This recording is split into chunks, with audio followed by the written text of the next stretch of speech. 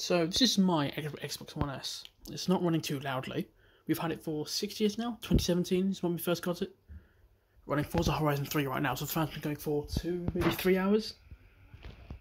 But as you can see, it's still working.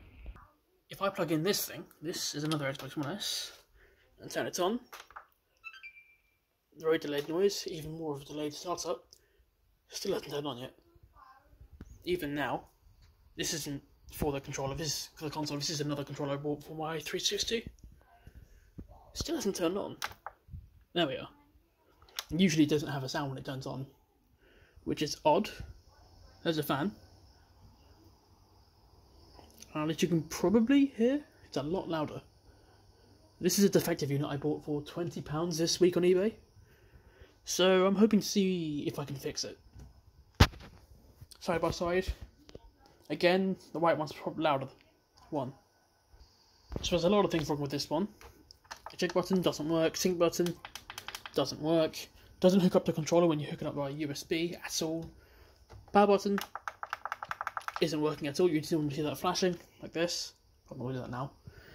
And most of all, there's no video output. You can see it's outputting Forza Horizon 3 here. Like so, it's been doing so for 3 straight hours. Nothing here.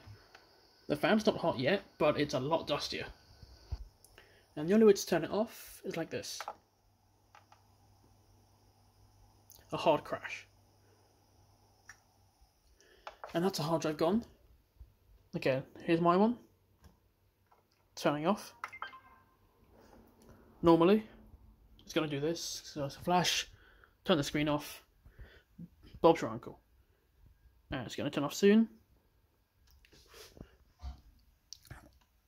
Now I can turn this one back on. No sound. Sounds like a laptop hard drive's in there.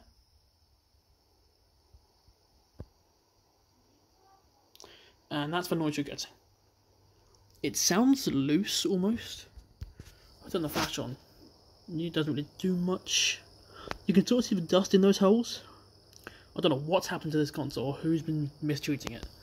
It's had a really bad life.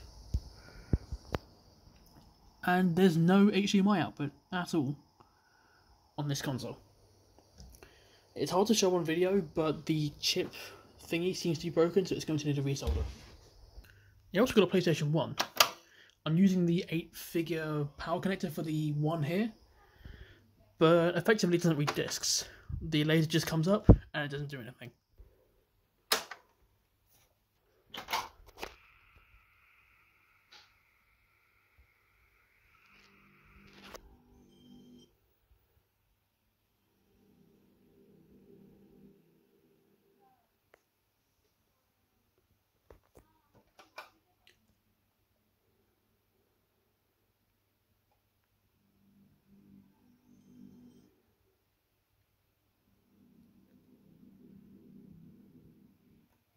If I try and get the laser to read,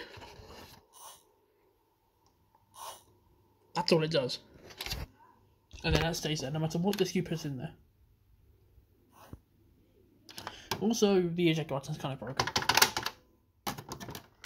Annoying. Disc on this doesn't work, and I've got a hard drive hooked up to the Wii there. So those are my consoles. Now I'm going to do a lot of fixing over the summer.